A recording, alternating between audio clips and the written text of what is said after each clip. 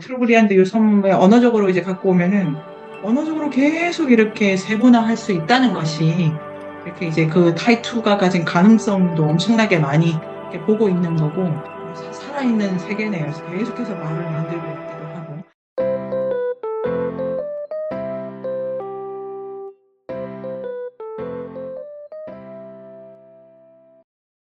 씨 열매 그리고 꽃 사이의 관계는 유럽인들에게는 생식 문제죠.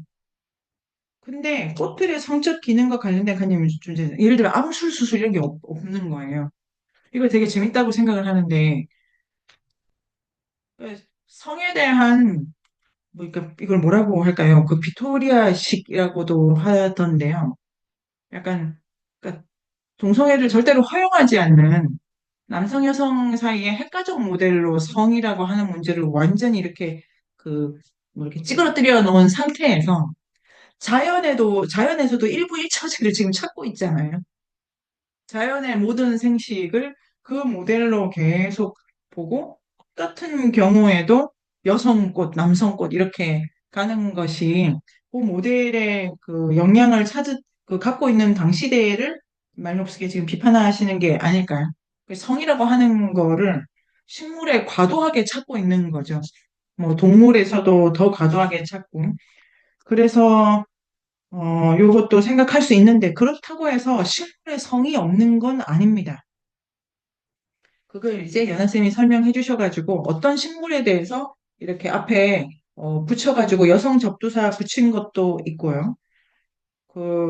그래서 식물을 얘기하고 있습니다.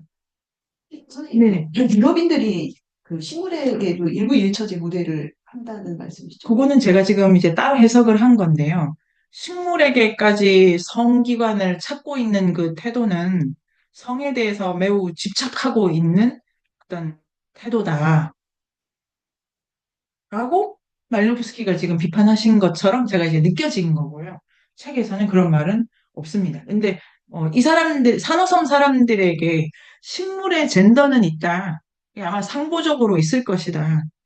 근데 식물 자체에 모든 곳에 암술 수술 뭐 이런 방식으로 그러니까 식물이 이렇게 번식입니까? 식물이 이제 열매를 맺고 뭐 타이트가 자라고 이런 게 식물 자체 내에서 암수 뭐 이렇게 된 게 아니고 수술을 해가지고 키워내고 있기 때문에 더더구나 식물에 적용될 수 없는 그런 거다라고 보는 점. 자, 어떠십니까? 또 요 부분은.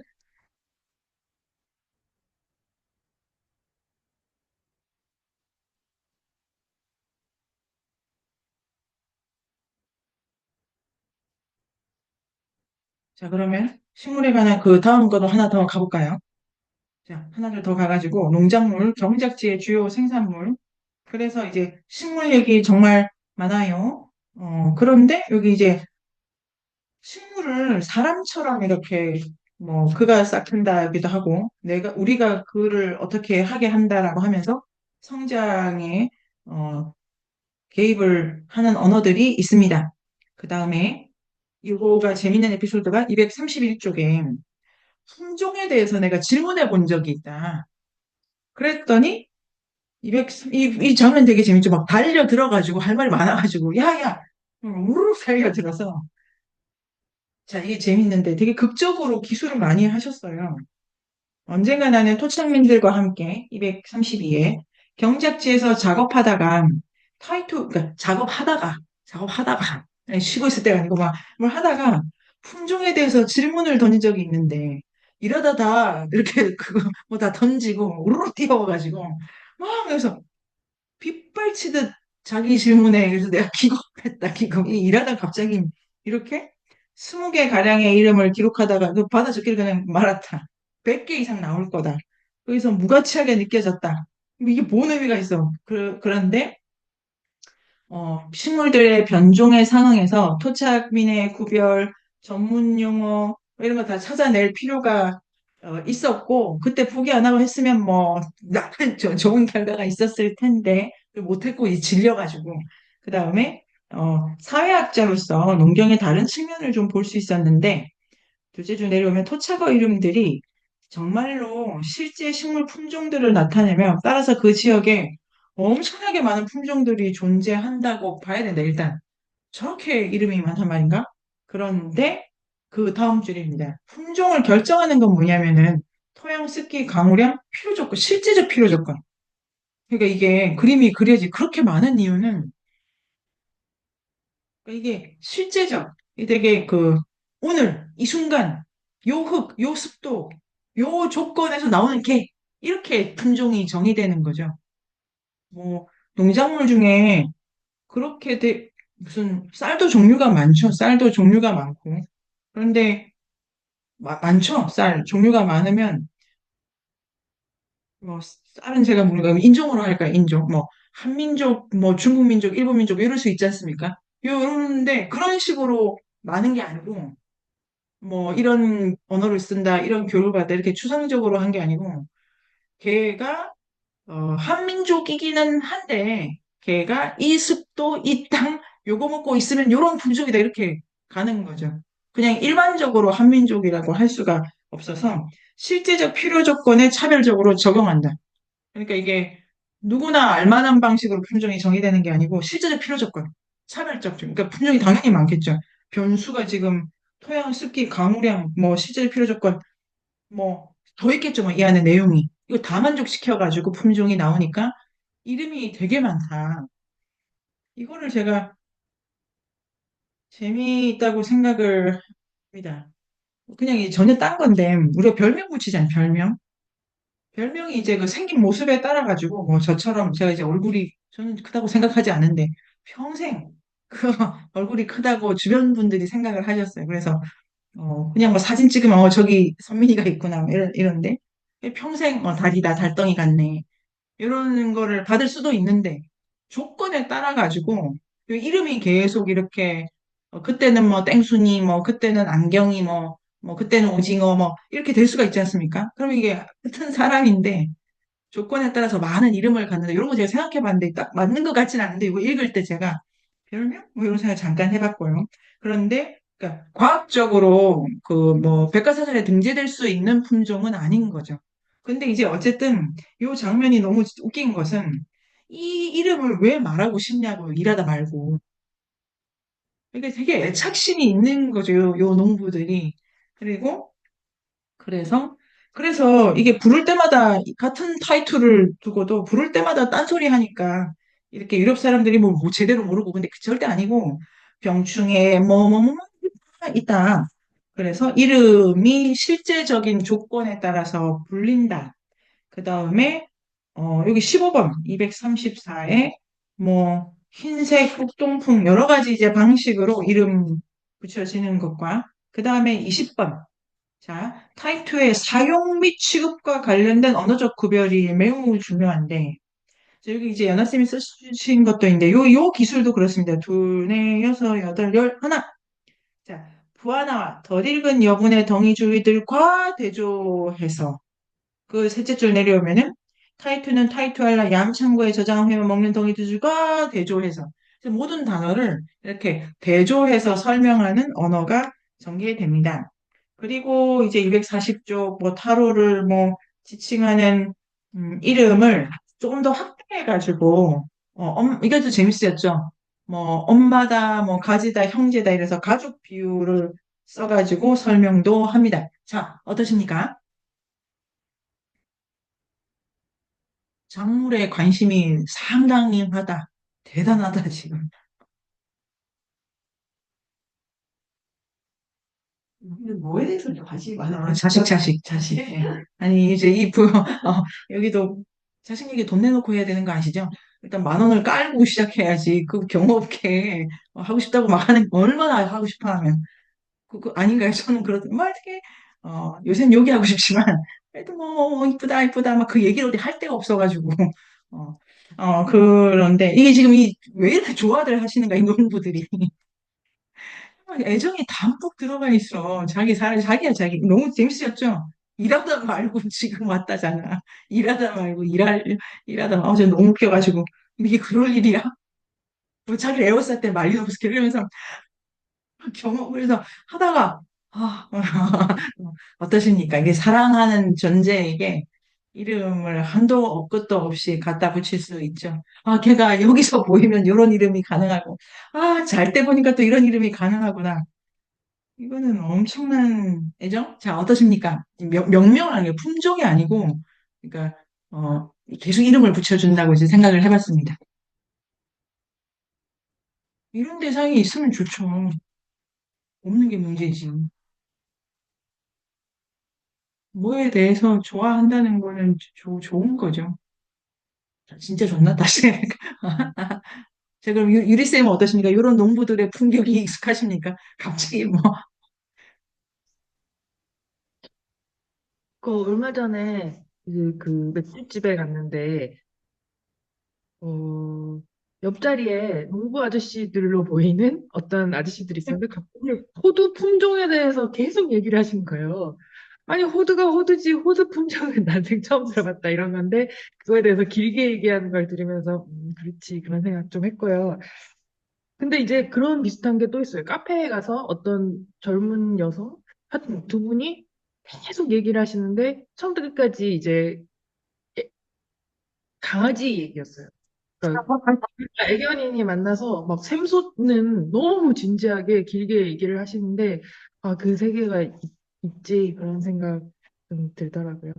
근데 그 샤테크의 그 정원사 관련된 책 있잖아요. 거기서는 네네네. 그 정원을 가진 아저씨들이 길가에서 그냥 한도 끝도 없이 얘기하는 그런 장면 묘사되는데 다좀 일리 있는 것 같아요. 맞네요. 그 동호회의 필요성이랄까. 뭐, 아니, 제가 대학 때 야구를 심하게 좋아하는 선배가 있었어요. 그래가지고 이 선배의 그 광기는 어느 정도냐면은 어떤 집단을 일단 어떤 야구단으로 이렇게 지명을 해. 그러니까 예를 들면 1학년 니네는 롯데야 막 이렇게 시작을 하는 거예요. 그 중에 1군에 해당하는 애들은 노노노노노노고 지금 투수 너 그래서 절더러 야 너는 뭐에 뭐 외야수에 해당해 뭐 이런 식으로 근데 그 제가 아니 그러니까 그분에게는 그 야구단 몇 개입니까? 11개인가요? 엄청난 테이블로 세상을 이해하고 있잖아요 지금 세상에는 롯데만 있는 게 아니고 하나도 있고 막 이러니까 대단한 그분이 국어 선생님 되셨는데 나중에 그 애들 재밌을 것 같아. 근데 그걸 좋아가지고 그 얘기를 하느라고 날로 밤으로 하고 뭐 그렇다. 그리고 자기가 어떤 세계에 있는 거 되게 풍경이 좋죠. 애정 가득한 풍경이고 그다음에 이제 좀 더 들어가면은 자기가 기르는 세계에 대해서 그다음에 이제 훌륭한 자기에 대해서 자기 자존이 걸려 있다. 그래서 이 단어가 얼마나 재밌을까 이런 생각이 들고 연하쌤 어떠십니까?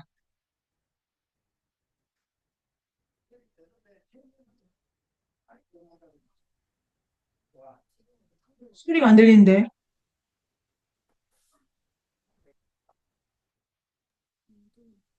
안 들리는데요 안 들리는데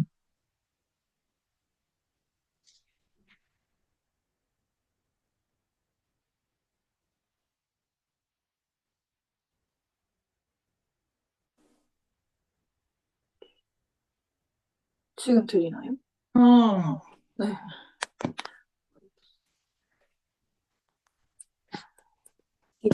지금은 약간 상품이나 그런 거, 디테일한 거 좋아하시는 분들이 진짜 많아가지고. 이때는 진짜 그래도 뭔가 온 공동체가 작물에 관심을 가질 때인데 지금은 이게 너무 되게 세분화돼서 아까 말했듯이 뭐 동물이라든지 직업과도 관련될 수도 있고 개인적 취향이 다 물건과 상품으로 연결이 많이 되어 있으니까 어떤 사람을 만나느냐에 따라서 또 어떤 그룹에 있느냐에 따라서 내가 쓰는 단어랑 그런 용어가 계속 바뀌는 게 재밌는 것 같기도 하고 어떤 집단에 가서 제가 할 말이 뭐 없기도 하고 그런 것 음. 같아요. 그래서 이 공동체에서는 어쨌든 이렇게 작물을 세분화하면서 대화를 하니까 많이 통하지 않았나? 더 연결감을 아니, 가지지 진짜. 않았을까? 네, 이런 생각도 네. 그, 이게 되게 하여튼, 말을 하는 욕망을 잘 보여주는 장면 같아요. 내가 좋아하는 것, 그 다음에 내가 기르는 것, 내가 목표로 하는 것에 대해서 우리가 말하기를 되게, 좋아한다. 게다가 이제 이방인이 있으니까, 말없이 잘 모른다 싶으니까 또 알려주고 싶어가지고, 이건 약간, 어, 뭐랄까, 니 좀 이거 알아야 돼. 이런 것도 좀 있고, 되게 풍경이, uk회장 어떠십니까? 이런 풍경. 이렇게 요새 다이소에 가면은 다이소 물건을 뭐 엄청 세분해 놨잖아요. 네네네. 네. 저는 뭐 그냥 다이소 가서 뭐 사는 거 안 좋아해서 그냥 뭐 예를 들면 뭐 화장실 청소할 때 그냥 도구 한 개만 있으면 되는데 그걸 뭐 변기 안에다가 뭐 밖에 닦는 거 뭐 네네. 엄청 놨는데 약간 뭐 그런 풍경 같기도 하고 요새 사람들은 정말 물건을 좋아한다 뭐 이런 게 네. 제가 그냥 아까 순식간에 떠오르는 물건인데 어떤 거에 대해서 우리가 이렇게 즐겁게 말할 수 있는가에 아까 연아 쌤이 얘기해 주신 걸 들으면 상품을 가지고 즐겁게 얘기할 수 내가 산 거. 근데 지금 이게 이제 우리가 이 에피소드가 중요한 건 어떤 즐거움이 느껴지잖아요. 이 일하다가 탁 이렇게 해서 우르르 이런 건데 요 정도의 일이 가능한 주제 좋아하는 것보다 좀 더 넘어가가지고, 뭐, 어떤 집에 대해서, 푸르지오 302동에 대해서 이렇게 얘기할 수 있을까라든가, 뭐 아니면은, 제가 포인트를 두고 이렇게 읽고 싶은 부분이 내가 키우는 것, 이런 게 이제 좀 더 생각해 보고 싶은데, 사야 되는 것 있지 않습니까? 사야 되는 거. 살 수 있는 거. 요거는 이야기가 이렇게 즐거울 수도 있고, 아니면 그런 얘기, 뭐, 어떻게 풍경, 예를 들면 가방 있지 않습니까? 가방, 뭐, 이 가방을 사기 위해서 얘기를 한 2시간, 그 가방에 대한 얘기를 할 수 있을까? 얼굴 보니까 뭐 그런 얘기 하신 적이 없어. 지금 이 얘기 자체가 우리가 할 수 있을 것 같지가 않네, 지금. 뭐, 몰라? 몰라? 모르지 않는 샘물처럼 내가 나를 기쁘게 하는 대화 주제는 무엇인가? 그게, 그런 생각에 정말 율쌤 어떠십니까? 뭘 얘기하실 때 가장 즐거우십니까, 율쌤? 그거를 찾고 있습니다. 그래서 아, 근데 그게 이제 찾아지면 근데 너무 개인적인 거네요. 그러고 보니까. 그러니까 개개인이 다 그런 거를 찾으면 그 사람의 뭐 길, 적성, 뭐 소명 이런 것이다라고 생각할 수 있겠는데 지금 이 트루브리안드 이분들은 그냥 남자라면 전부 다 그런 거잖아요. 그게 좀 다른 네. 것 같아서 그걸 찾을 필요가 없구나. 그거를 찾느라고 어, 몇십 년 막 이렇게 방황하지 않아도 되겠다 그런 생각 좀 들고요. 그리고 근데 저는 이제 약간 방향은 다른데 이렇게 많은 타이투 품종, 변종의 이름들이 등장하는 걸 보고 뒤에 바나나 보면서도 그랬는데 이름이 너무 많은데 그게 망고 이름이 그렇게 많다가 아니라 타이투의 이름이 많다잖아요. 네. 그거에 대해서 이제 원산지에 대해서 생각을 해봤는데요.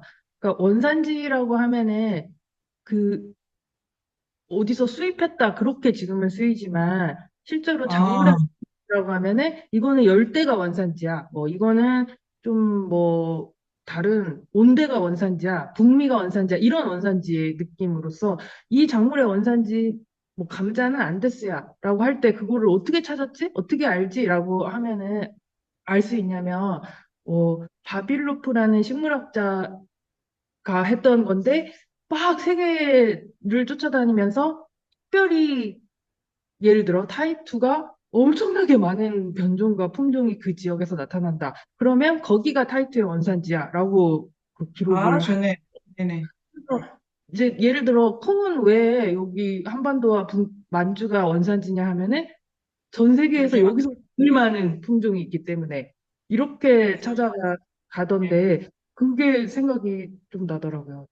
그게 너무 좋네요. 요 이제 별도의 주제지만 변종과 다양성이라고 하는 것을 기원해서 본다는 것도 중요해 보입니다. 바빌로프. 하하하하. 그렇죠. 바빌로프네요. 그 기운에 대한 다른 생각을 할 수 있는 부분이네요. 기운. 그거는 그 사람들이 다채롭게 그 작물을 사랑하는 법을 알고 있는 데이기도 하고, 여러 가지 관계를 실험하는 데이기도 하고, 바나나 하나 이런 거는 뭐 원래 없는 것이기도 하고, 그런 방식으로 볼 수 있는 그 요 에피소드 가지고 가야겠습니다. 여기 그 바빌로프 얘기도 너무 좋은 것 같고요.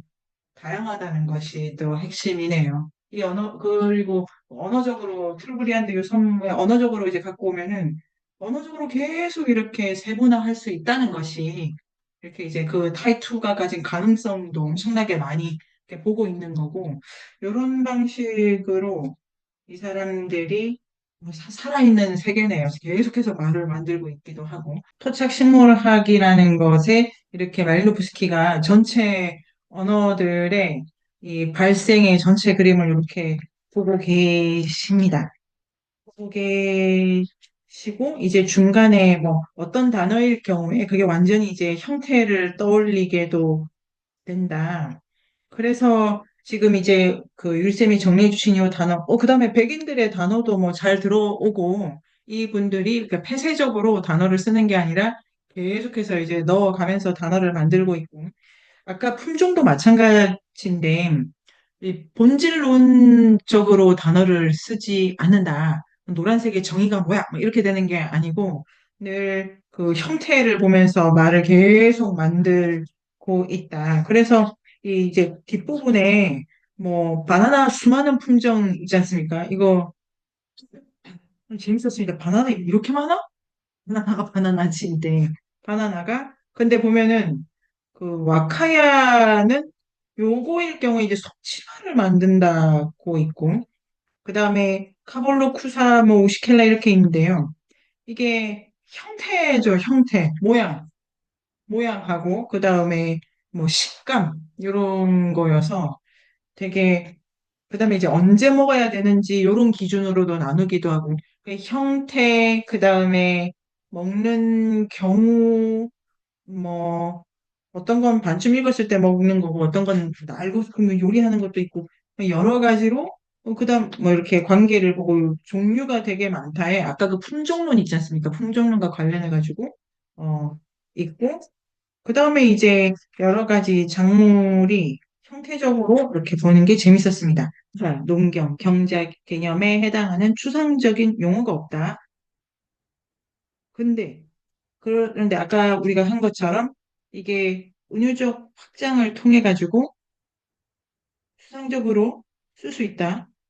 그다음에 이게 레비스트루스가 그 야생의 사고라는 책에 이제 시작하면 구체의 과학이라든지 그 챕터 1장, 2장에 보면은 추상명사가 고도로 발달된 민족도 있습니다.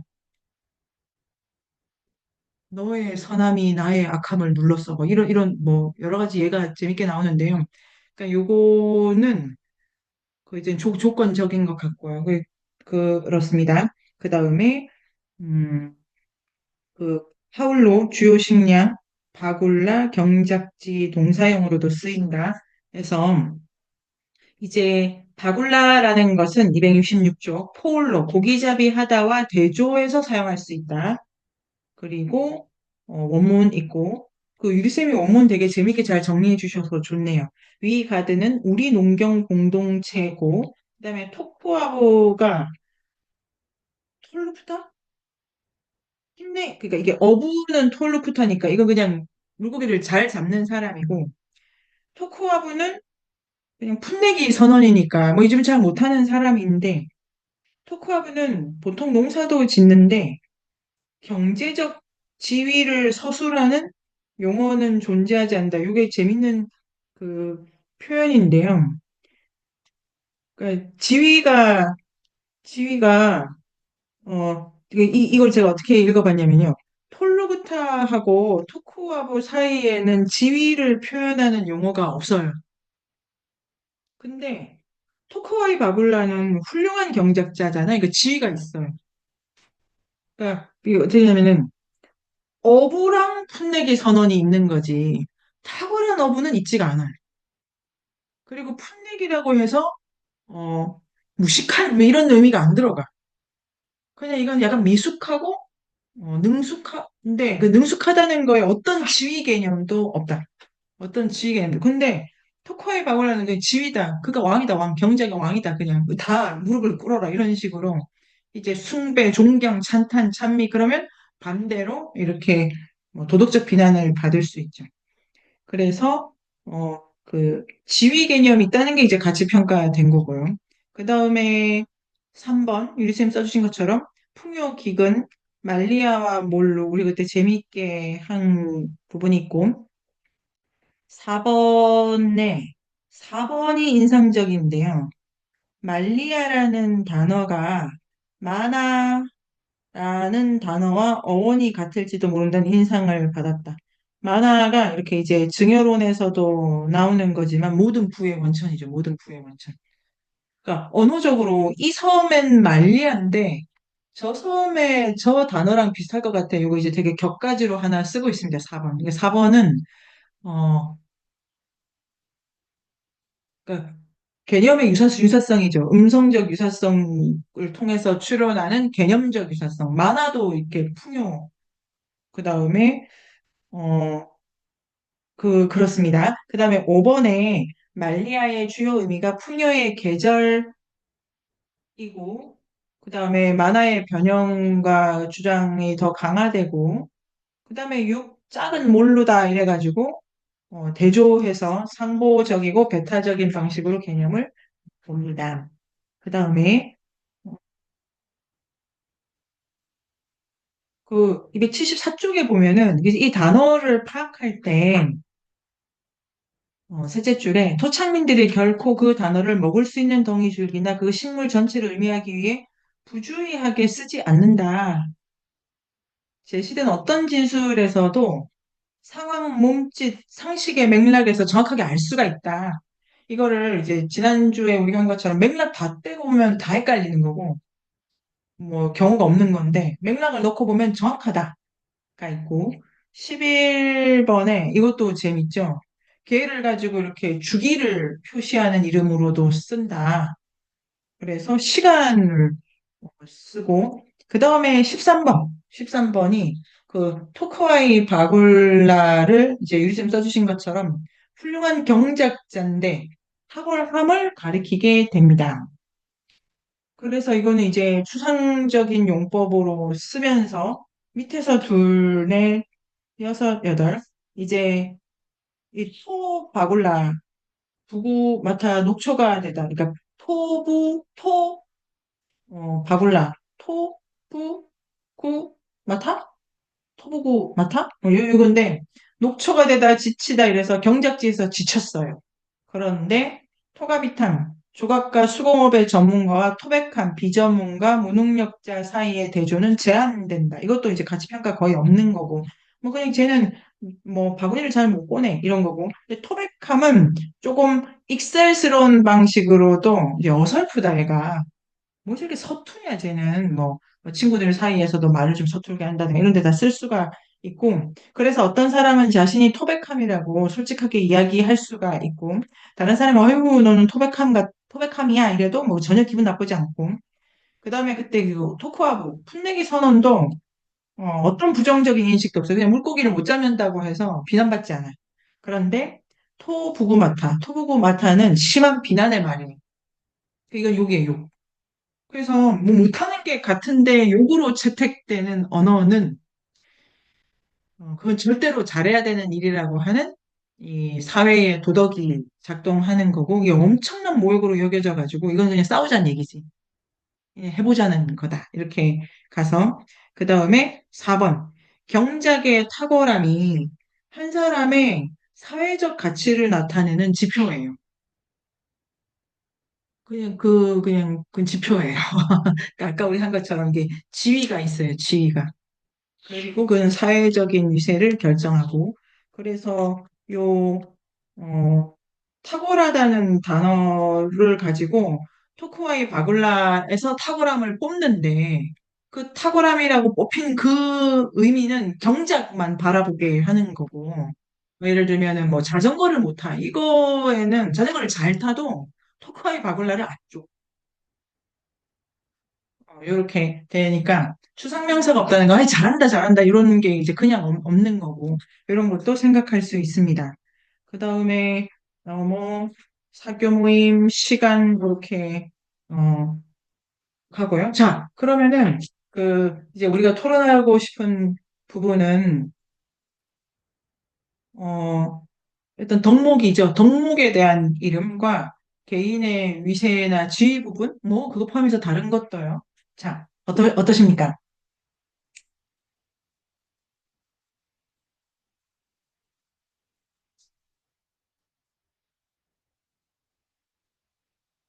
여기는 경작자에 이렇게 많은 가치를 부여하는데 우리는 뭐 어떤 직업에 우리 부자, 부자. 부자 일단 부자.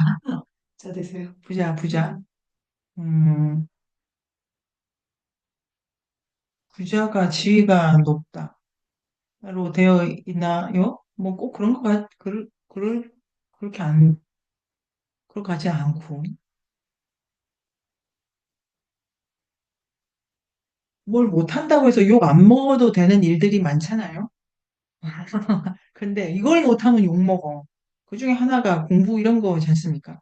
왠지 그건 잘해줘야 될 것 같고, 그래서 뭐 한글도 빨리 떼줘야 될 것 같고, 수도 좀 해줘야 될 것 같고, 뭐 그런 게 있다 할까? 뭐, 그런 것도 생각할 수 있고요. 밥은 못해도 돼. 글쎄, 뭐 이런, 유리쌤 어떻게 생각하십니까? 뭐 이런저런 생각도.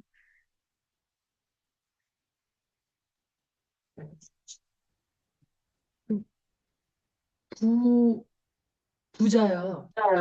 예. 부자가 돈이 많은 건가요? 그게 사회적 지위인 거는 너무나 명백해서 가난은 경멸의 대상이 되는 그렇지, 거죠. 여기도 그렇지, 여기도 그렇지.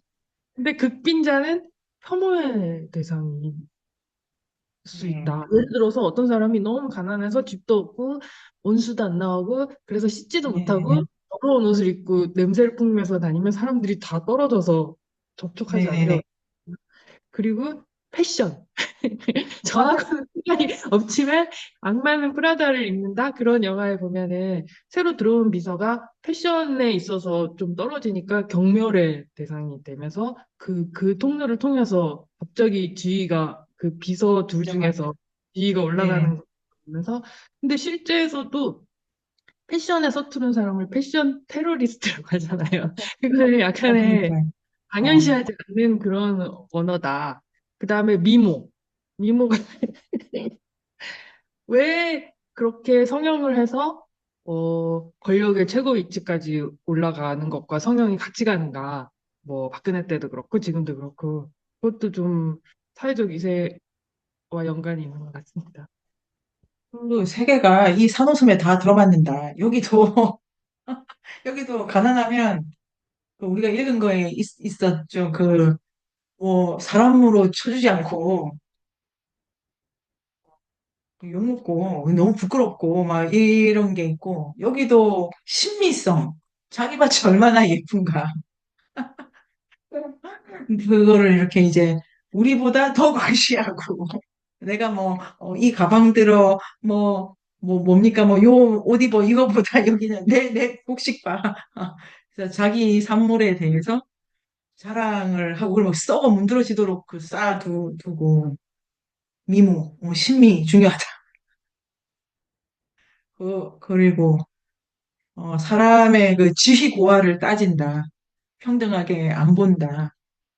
특별히 더 존경한다. 네가 훌륭한 경작자고 타이투가 막 볼락 예쁘게 이거 나고 그러니까 줄 거 말고 받을 거 많은 네가 진짜 칭송한다. 특히 이 농사 못 짓는다는 게 이게 재주가 없다 이런 걸 떠나가지고 이 생산물이 별로 없는 거고.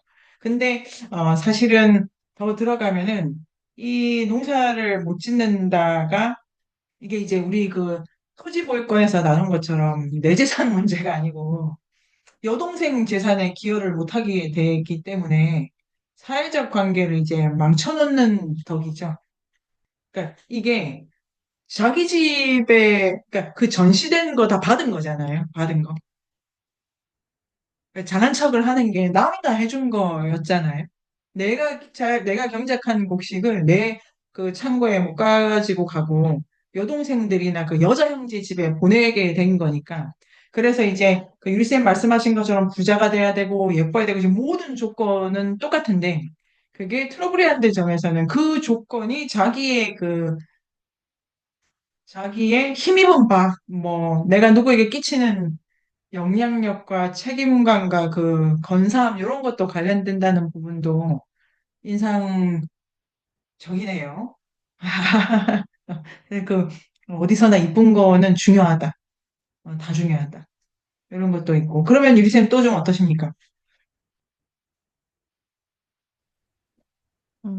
심미성에 관련해서 이제 이게 아름답다라는 거는 그냥 취향이고 모두 다를 것이다라고 하지만 사실 누구나 좋아하는 것들이 있잖아요. 뭐 이렇게 푸른 봄에 그런 거, 뭐 단풍이 든다든지, 자연이 되게 아름답고, 들판에 바람이 막 지나갈 때 풀이 길이 나는 거라든지 그런 걸 보고 네. 사람들은 되게 아름답다라고 느끼는데 그게 어떤 특정 삶의 영역에서 구현될 수 있거나 혹은 그런 곳에 갈 수 있는 삶에서의 가능성이 있다면 그거는 되게 공통된 심미성일 것 음, 같고 추구할 만하고 그냥 잊고 있을 뿐이지 그런 생각이 좀 들어요. 그냥 뭐 미모, 패션 이런 것도 네, 연결은 되긴 하죠. 근데 예.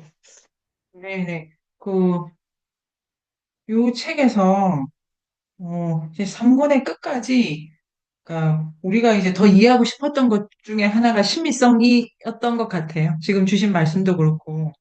이 단어가 세 가지 요건을 만족해야 된다고 하는 부분이 있었어요. 그게 하나가 세 개 지금 제가 기억이 안 나고 하나가 신미성이에요. 이 언어를 만들 때도 심미적 차원을 충족시켜야 된다고 그런 부분이 있었는데 그래서 말리노프스키가 그 발음이라든지 뭐 이런 것도 강조를 했던 것 같고요. 음성적인.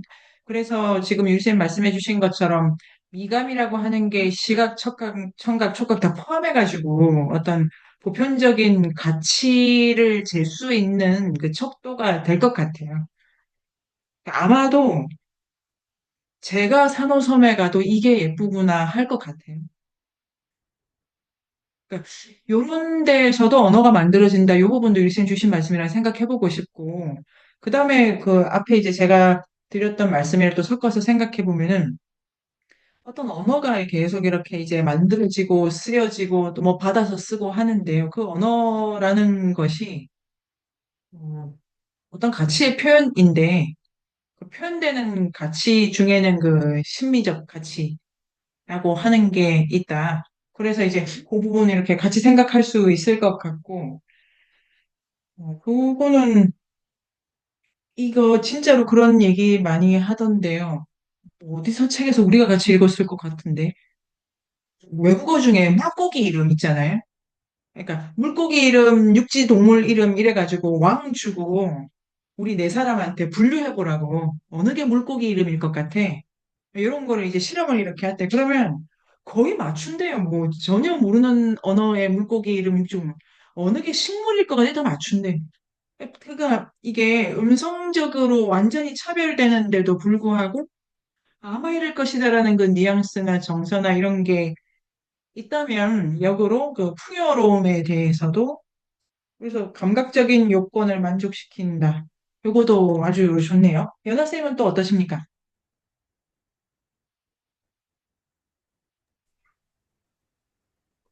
그 심미성이라든지 그런 거가 그 안데르센도 계속 아름다운 것이라든지 이런 걸 네네네. 되게 네. 어. 끌려했고 그걸 묘사를 하는데 그게 되게 추상적이라고 우리는 생각하지만 또 어떤 면에서는 아까 유리쌤이 말씀해주신 것처럼 공통적인 인류가 가진 공통적인 그런 심리적인 게 있는 것 같기도 하고 음, 좋은 것 같아요. 다시 우리가 우리 본류로 돌아오면은, 동화에서 왜 주인공들은 다 예쁜가? 이 동화에마저도 꺼지지 않는 외모지상주의에 대해서 우리가 한번 얘기하자. 예쁜 애들만 다 공주해먹고, 막, 이런 얘기를 하지 않습니까? 근데 옛날 얘기가 추구하는 그 미, 뭐 이게 얼굴이 예쁘다, 뭐, 아니야, 마음이 예뻐, 이런 거 다 포함해가지고 어떤 감각적인 황금률 같은 이런 여러 가지 질문을 가져갈 수 있을 것 같은데요. 동화는 왜 외모에 집착하는가?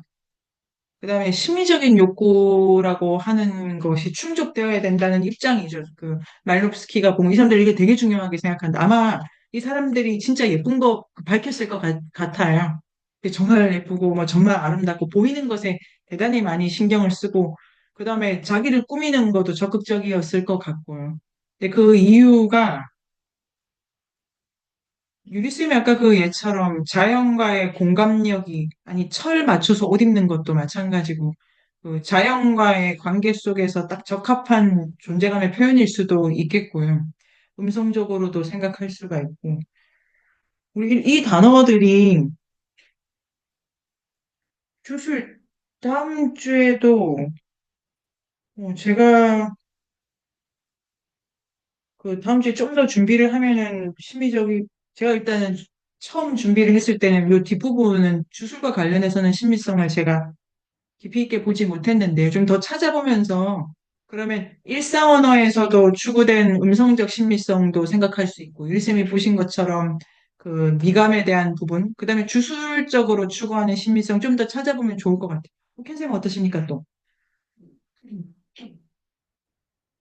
뭐 만을 경멸하고 심의성을 추구하고 네, 뭐, 뭐 미모를 추구하고 이런 게 이제 트러블이아니라 우리랑 다 똑같은데 네, 이제 그거에 뭐 지향이 어디냐 그냥 자기에만 기속되냐 아니면 음, 어떤 관계적인 그런 부분으로 기속되느냐에 따라서 이런 관계성으로 가는 게 정말 더 아름답구나 네, 이렇고 이런 게 뭐 고도의 문화고 좀 대칭적이다 그래서 더 아름답다고 이런 생각이 좀 들었어요. 네네. 그 아까 바나나하고 타이투하고 종류가 되게 많다. 그게 형태적 차이를 포착한 거였잖아요.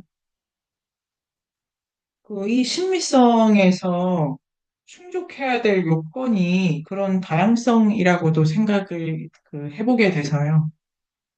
그러니까 참 편일률적인 거 말고 바나나가 이렇게 종류가 되게 많아.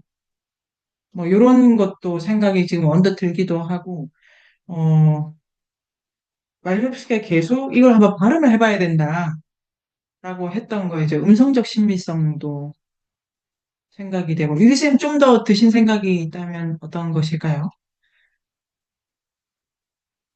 음성적 발음했을 때 심미성 부분은 완전히 처음 듣는 것 같아가지고, 뭐지? 막 그런, 좀 궁금하고, 그다음에, 어, 왜 공주들은 예쁜가? 그러는데, 근데 이제 공주에 대해서, 아, 이건 미모지상주의야라고 주입된 대로 생각하고 있었는데, 다르게 생각할 수 있어서 너무 좋고요.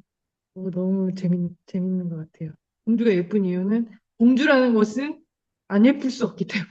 그래서 아무리 그래서 막, 가치의 최고치인데 막 이렇게 머리 막 잘라버리고 옷 더러워도 예쁘다. 참을 수 없는 예쁜. 공주는 왜 예쁜가? 안 예쁠 수 공주는 없어. 이건 너무 반복이 있나? 강조가 심한, 그러니까 건들 수 없는 명제 아니에요? 공주라는 것은 이제 공주랑 만약에 어떤 남자가 평민이 결혼해도 왕국을 얻잖아요. 그러니까 공주는 네네. 땅을 가진 사람인 거잖아요. 그러니까 땅을 가진 네네. 사람은 예쁠 수밖에 없다. 동어 반복인데 좀 더 생각해 그러니까, 보겠습니다. 지상의 명령이야. 공주는 안 예쁜데 공주야? 나가? 그럴 수도 있고. 이게, 아까 우리가 했던 토코와의 바굴란 잘생기기도 했을 것 같아. 네가 못생길 수가 있나? 그리고 그 연예인들이 처음 방송 나올 때보다 점점 예뻐지기도 하더라고. 카메라 마사지 받고 막 이래가지고. 예쁘다. 그게 가치 평가된다는 말도 있고, 그 음성은 제가 어떤 생각이 들었냐면요. 이게, 뒤에 있을, 지금 뒤에 있을까 싶은데, 있을 거기도. 이게 실제로 주술이 말이잖아요. 그 발음돼야 된다는 걸 이제 중요하죠. 주술이 알고 있는 문제가 아니고, 아는 거는 말 사람들 다 알고, 그 발음을 누가 하느냐에서 이렇게 막 반복하고, 그 다음에 뭐, 중얼중얼하고 뭐 이런 기본적으로 주술이 이렇게 일상어는 지금 약간 와글와글 하는 점이 있는 것 같아요. 근데 주술은 되게 중얼중얼중얼 이렇게 주문처럼 평이하게 가는데요. 그런 게 자극하는 어떤 감각적 쾌감이라기보다 뭐가 있을 것 같아요. 그 신빙성이라고 하는 거를. 그리고 그걸 이제 또 내려놓고 어떤 음악을 들으면 그냥 아름답다고 우리가 생각되기도 하니까요. 어떤 바닷가에 가면 이게 아름다운 소리라는 생각이 들기도 하고요.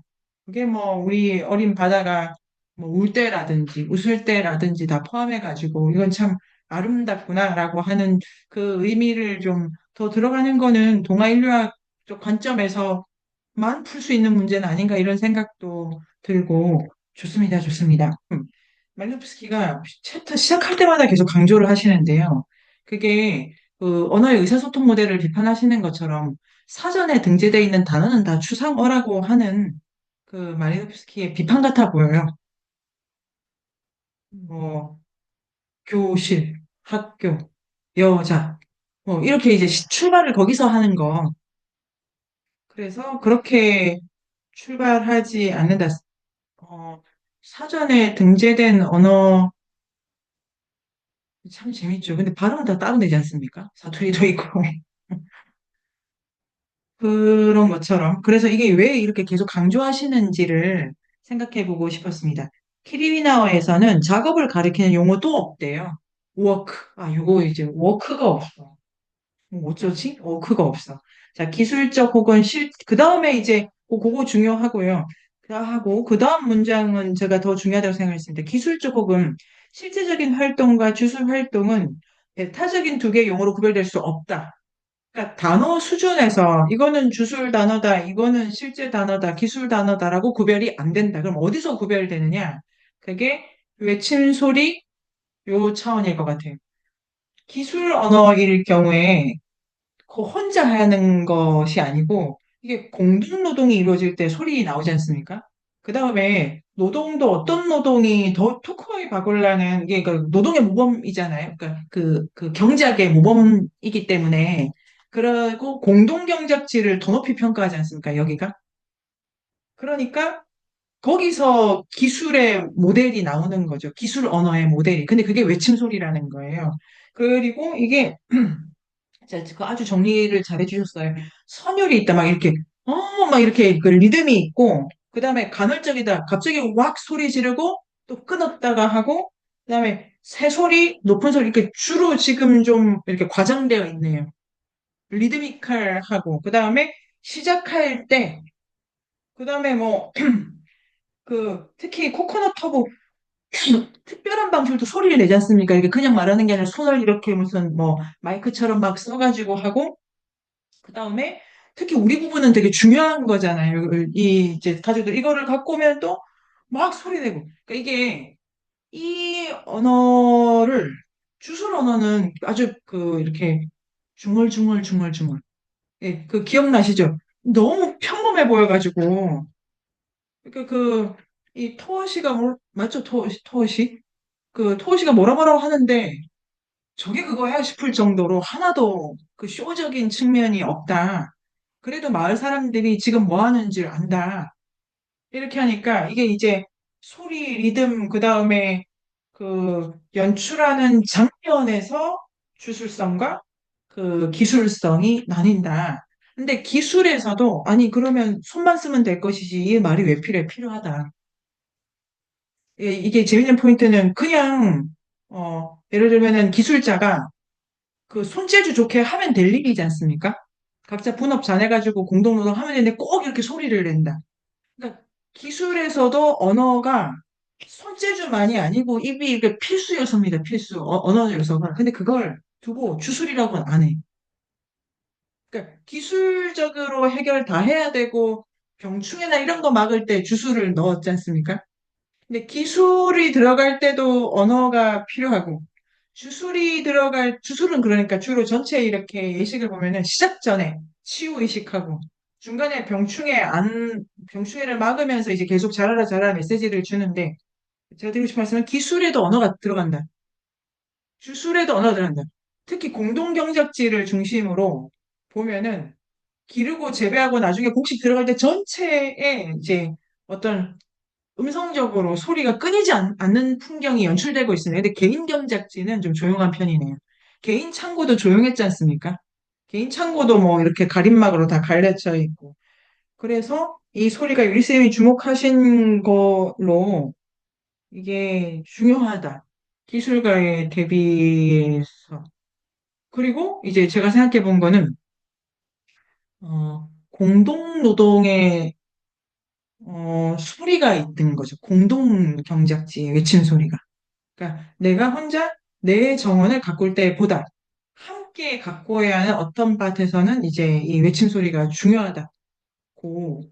그러면 예를 들면 우리의 공장 같은 데가 공동 경작지인데 아니면 뭐 농사에 있어서도 공동 경작지가 있다면 어, 일반적으로 일하는 풍경에서 소리 이런 건 어디로 갔나 보통 좀 조용할 것 같고요. 사무실, 공장, 사람 소리는 좀 조용할 것 같다는 생각이 들고, 도서관, 중세 도서관은 다 이렇게 낭송이 위주니까 읽는다는 게 낭송하는 거니까 중세 도서관도 막 중얼중얼중얼중얼중얼 아침부터 밤까지 중얼중얼중얼중얼중얼 소리가 끊이지 않았는데 우리 시대 도서관이 이렇게 조용하고 이런 거니까. 그래서 인간의 말소리가 사라졌구나를 알 수 있었던 저에게는 6장이었습니다. 자, 여기서 그 얘기를 해볼까요? 어떤 생각이 드시나요?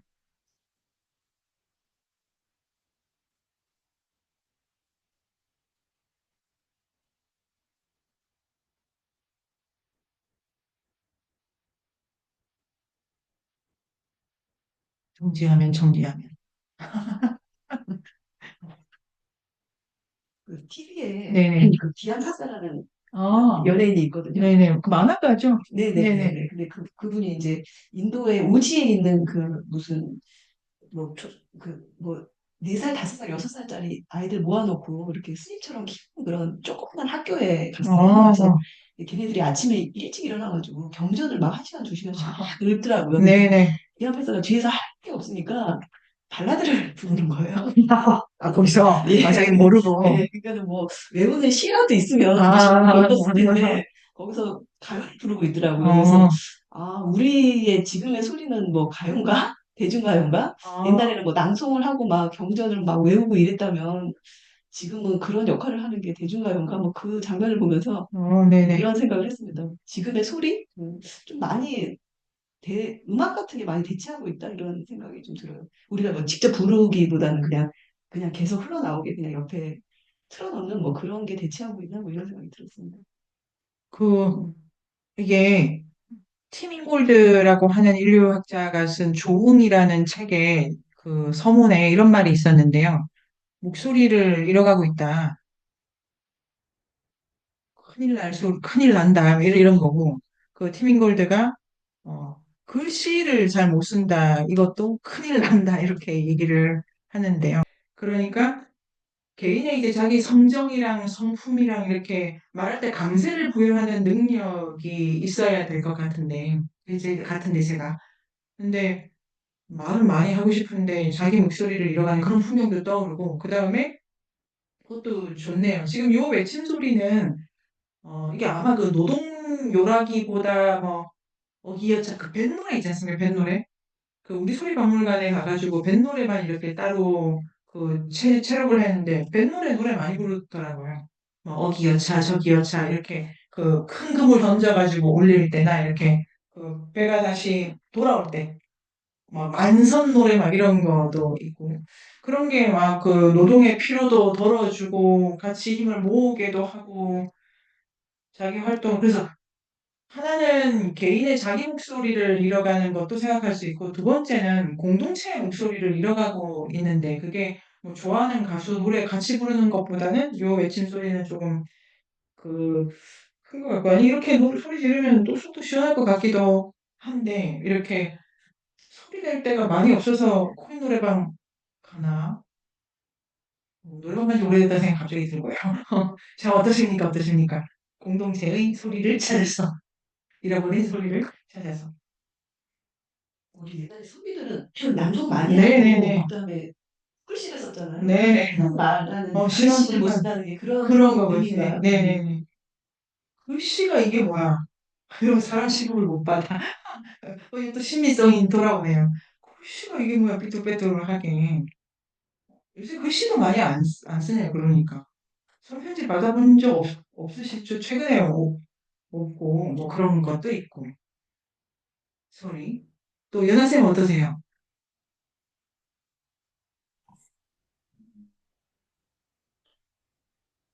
진짜 소리 낼 일이 많이 없었던 것 같아요. 아기 낳기 전까지는.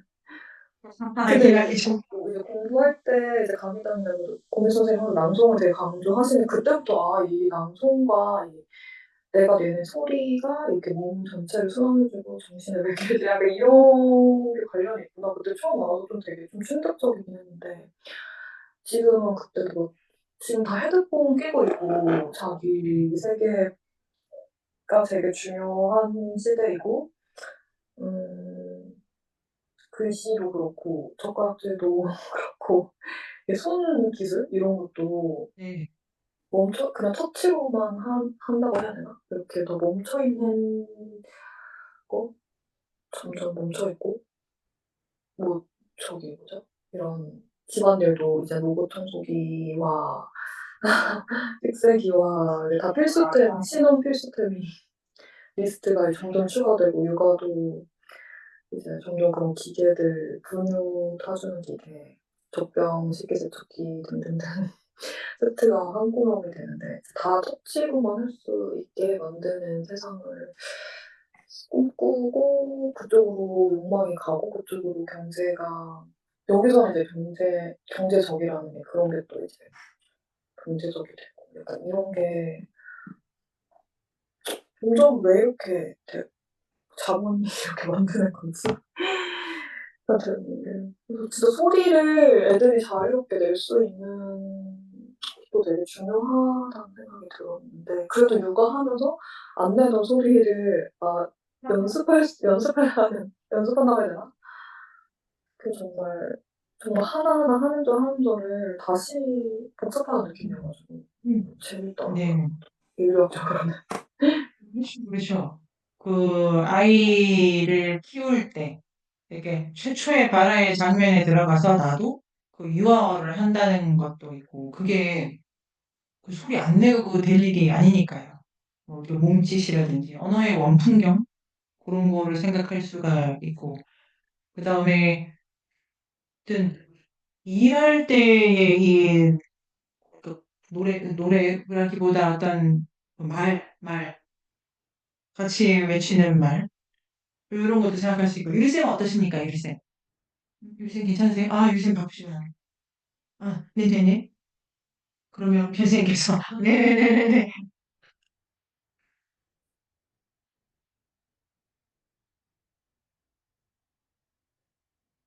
이런 외침 소리가 뭐 어떤 공동체의 전일성을 계속 네네. 가져가면서 뭐 공동체의 목표로 가고 있다 이런 생각도 들고 저기 아이가 얼마 전에 그 이어폰을 노이즈 캔슬링 뭐 그런 게 예, 있더라고요. 그거 끼면 완전 청상의 일이 돼요. 아 그래요? 예, 하나도 안 들려요? 예, 예. 그 우리가 뭐 불러도 못 들을 정도니까 그거는 저거 끼면 청상적이 되는데 어, 그래서 노래하는 내한다리 네네. 내한다리를 타고 읽으면은 우리가 뭐 생활의 소리랑 응급할 때 나는 소리랑 그거를 다 뇌에서 따로 감지하잖아요. 네네네네. 근데 완전 그거를 끼고 있으면은 뭐 뒤에서 차가 빵빵대는지 뭐 응급한 상황이 뭐 생겼는지 이런 걸 전혀 모르니까 참 위험하다 이런 생각이 들더라고요. 그거 자체 끼는 네네. 게 자체가 위험하다 이런 생각이 들고 뭐 기술과 자본이 왜 이렇게 인간의 몸을 못 쓰게 만들지? 아. 이런 기본적인 것도 이렇게 못 쓰게 만들지? 왜 이러지? 그 말리노프스키는 청각에 대해서 강조를 많이 하셨다고 생각해요. 아까 우리가 이제 오늘 시작하는 그 부분에서도 내가 이 사람들 소리에 반응하기 위해서 노력을 많이 했다. 그리고 어, 외국어도 저는 영어를 그 못했는데 그 30살 될 때 영어 공부를 해야 되겠다고 생각이 들어가지고 듣기를 했는데 하나도 분절이 안 되지 않습니까? 영어를 뭐 계속 공부를 한 게 아니면은. 그런데 나이를 뭐 많이 먹고 외국어가 안 된다고 했는데도 아니 그 이현수 선생님 그렇게 생각하지 않으시더라고요. 다 된다고. 50, 60 먹고 새 외국어를 배우는 게 충분히 가능하고 소리 분절이 된다고 왜 외국어를 일찍 하는 그거 이상한 생각이라고. 그리고 이제 그 이반 일리치도 몇 개의 방식으로 언어를 분절, 그러니까 한국어도 우리가 레벨이 다 다르지 않습니까? 뭐 학술어도 있고, 뭐 상업 언어도 있고, 이 전체를 자본의 언어로 도배해가는 운동도 물론 있지만, 그런데 그게 이제 분절력이죠. 근데 말로프스키가 그 청각적 능력을 강조했네요. 지금 다시 생각해봐도. 본인의 청각적 능력을 이렇게 키우는 과정에 대해서 여러 번 스승이 내가 노력했다고. 그 다음에 이거 한번 이렇게 문자로 내가 옮기기는 했는데 진짜 소리를 들어봐야 된다는 방식으로 말씀 많이를 하시고 소리를 들을 수 있다는 것이 말로프스키는 참여 관찰을 중요하게 생각했고 그 사회에 내가 그 아까 그 부분 있지 않습니까? 그 리쌤 인용해 주시는 거 제목이 자기 같아요. 이게 그거 이게 우리 있지 않습니까? 우리. 너 빼고 우리, 너 포함해서 우리 이거. 맞죠? 맞죠? 그렇게 돼 있었죠. 그러니까 우리 중에 너 빼고 우리도 있고, 근데 말로브스키가 나도 쳐주는 우리를 저 사람들이 쓰는 것 같다라고 느낄 정도로 본인의 욕망이 거기 들어오시겠지.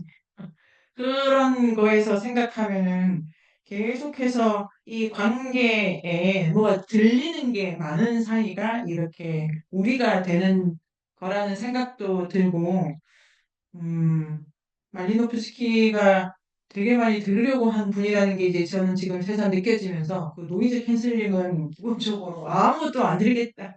예, 선언이고 그게 그냥 생각해보면 위험한 일이죠. 그거 꼭 그러면 횡단보도 건너게? 그거 너무 위험하고 자전거를 탄단 말이에요. 산책을 한단 말이에요. 그럼 위험한 일이네요. 그러니까 단지 안 좋다기보다. 그래서 많이 열려 있어가지고, 이거는 새소리다. 이거는 일하는 소리다. 이거는 저 사람 아픈 소리다. 뭐 이걸 다 분별할 수 있는 능력하고. 자, 유리쌤 어떠십니까?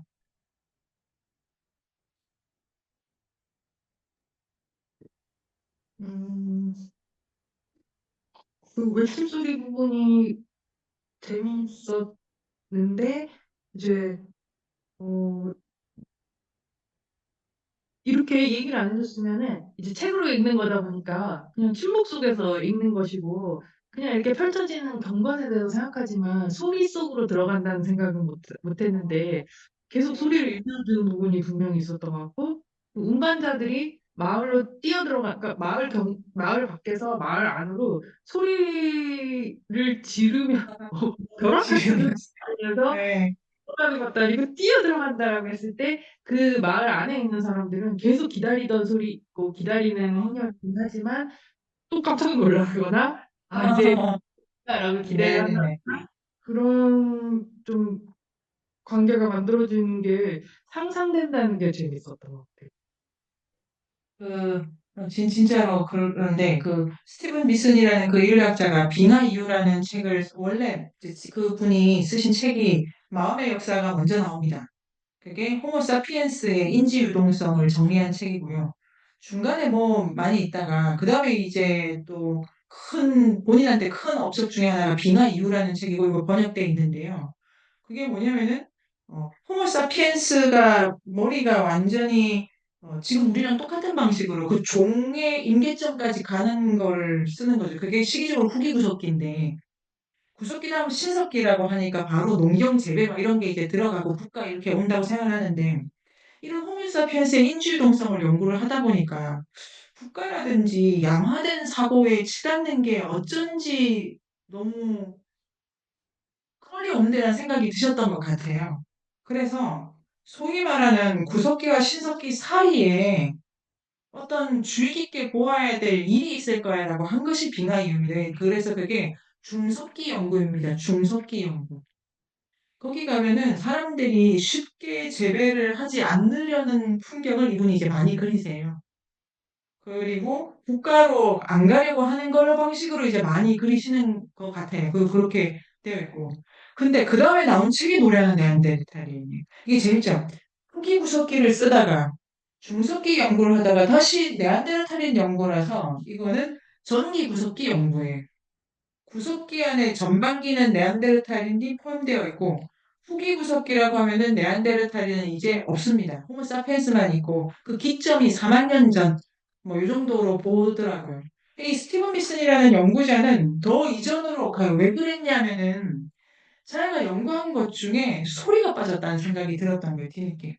그러니까 엄청나게 연구를 많이 했는데, 막 밥사 다니시고, 뭐, 온갖 데를 다 다니, 갑자기, 그 지금, 유쌤이 드신 말씀이 이제 너무 좋아서요. 갑자기 이 사람들이 무성영화가 아닌데, 이 사람들이 그냥 가만히, 좀, 아, 그 자연이 조용했을 리가 없는데, 이 사람들이 그냥 입 다물고, 전에 어떤 애들이 뭐 육지에서 이렇게 생각이 돼요. 그리고 육지는 당연히 육지는 공기가 있잖아요.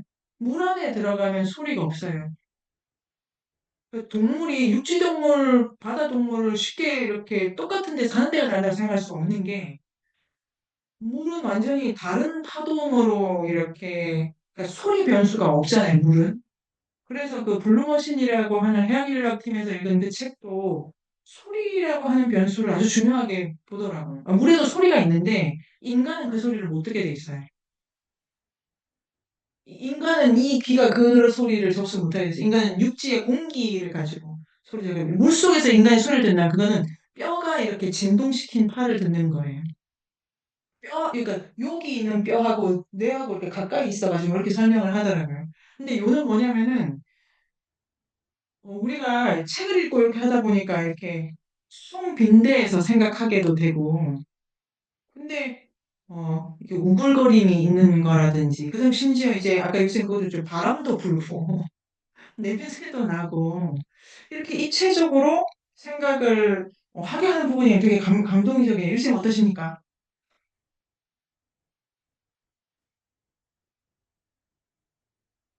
그래서 이제 근데 이제 공동 노동이 이루어질 때 그런 뭐 멀리까지 퍼져나가는 그런 소리가 있어서 그 속에서 함께 움직이는 것이 재미있고 근데 그 외침 소리들은 이제 노래가 아니 그러니까 노래면 네네. 노래가 아니었을 텐데 아, 소리가 그렇죠. 되게 흥미로웠던 것 같아요. 그러니까 공동 노동의 노래가 있고 그 리듬과 뭐 재미 이런 것이 있는데 소리라는 거는 훨씬 더 신호에 가까우면서 더 네네네. 뭔가 의지적으로 끌어내는 뭔가가 네네. 에너지를 막 휘두른다? 아니면 막 번개 치듯이 네네. 든다? 소리 지른다. 그런 네네. 에너지를 지르는 것 이런 것도 재미 있는 것 같아. 전쟁할 때 내는 막 쳐들어가면서 좋네. 하는 이런 것도 그것도 소리 노래라고 하기엔 좀 네네. 그러네, 그러네.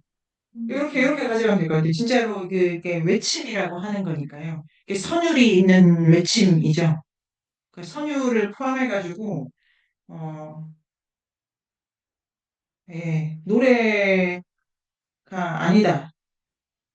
이게 좀 더 감세가 더 많이 부여되어 있다. 그 다음에 알린다는 알리는 게 중요한 거네요. 지금 일한다. 이거를 땅에게 알리기도 하고, 마을에 이제 들어간다. 알리기도 하고, 알린다는 것이 중요하고요. 그래서 소리 부분까지 오늘 잘 왔다고 생각이 들고, 이제 다음 주에 좀 더 선명해질 것 같습니다. 주술 부분에도 시작 부분에서 소리 얘기가 이렇게 쭉 읽다 보면은 이게 무슨 소리인가 싶은 소리가 나오고요. 보통 기도 주문 있지 않습니까? 뭐 그런 것도 포함해서 있고요. 자, 그러면 오늘 마무리를 돌아가면서 해볼까요? 연아쌤, 유리쌤, 우현쌤 준비해 주세요. 네, 연아쌤. 이렇게 소리나 언어에 대해서 근원적인 얘기를 하는 게 되게 재밌고 또 인류학 공부 이렇게 보면서 제가 그동안 가지고 있었던 가치 판단을 조금 더 조정할 수 있어가지고 이게 좋고 나쁜 이거를 넘어설 수 있어가지고 그게 재미있었던 것 같아요. 그게 정말 재밌죠. 다양한 좋음과 나쁨이 있다. 일생 오늘 어떠셨습니까? 보시면요. 그 네안데르탈인에서 나온 부분인 것 같은데 이제 애기들이 집중하는데 소리가 도움이 된다.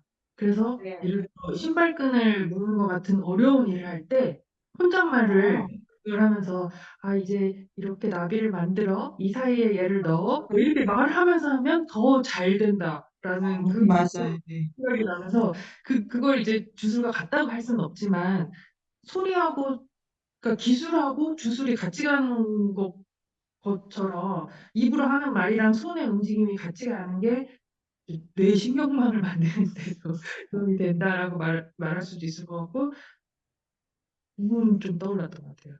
이거 이제 어, 중요한 부분인 것 같아 보여요. 이제 전체 큰 부분은 기술 언어는 외침 소리다. 여기서 일단 끊고 주술 언어는 중얼거리다라고 돼 있는 건 아닌데요. 제가 지금 뭐라고 딱 떠오르진 않은데 여기 말이 나옵니다. 그러니까 기술 언어, 그러니까 언어는 같다. 산호성, 경작지 언어는 똑같은데 어떻게 기술적으로 쓰고 주술적으로 쓰냐에는 이 고저 강세라든지 조건이라든지 공동체성이라든지 뭐 누가 부르는지 이런 거를 이 조건을 걸어서 차이를 만든다. 요거 하나의 전체 틀 안에서 그 다음에 이제 유리쌤이 지금 하신 부분이 좋은데 우리는 언어적 활동과 신체적 활동을 이제 하나는 정신적이고 하나는 뭐 육체적이고 이렇게 구별하기도 하는데 이거 간에 조응도 이게 조응은 반사라기보다 조응이 티밍골드식으로는 개념 핵심이 어우러지다 하더라고요. 재현은 1대1로 그냥 반사시키는 거고 어우러지다는 거는 이렇게 약간 말려 들어간답니다. 말려 들어간다. 그러니까 이렇게 서로 이렇게 쓱 이렇게 그런데 어 우리의 신체적 활동이 음성적 활동과 대비되는 게 아니고 조응적 관계에 있다. 그 두 개는 되게 상이한 방식으로 작동되는 활동인데 말이 할 수 없는 거를 몸이 할 수도 있고 몸이 할 수 없는 걸 말이 할 수도 있다는 점에서 다른데 그게 이제 어우러지면서 일을 이루어낸다는 관점에서 이 책을 넘어가는 문제이기는 하지만 노동과 말에 대해서 생각해 볼 수 있는 좋은 부분 같아요. 저도 밥할 때 그래봐야 되겠네요.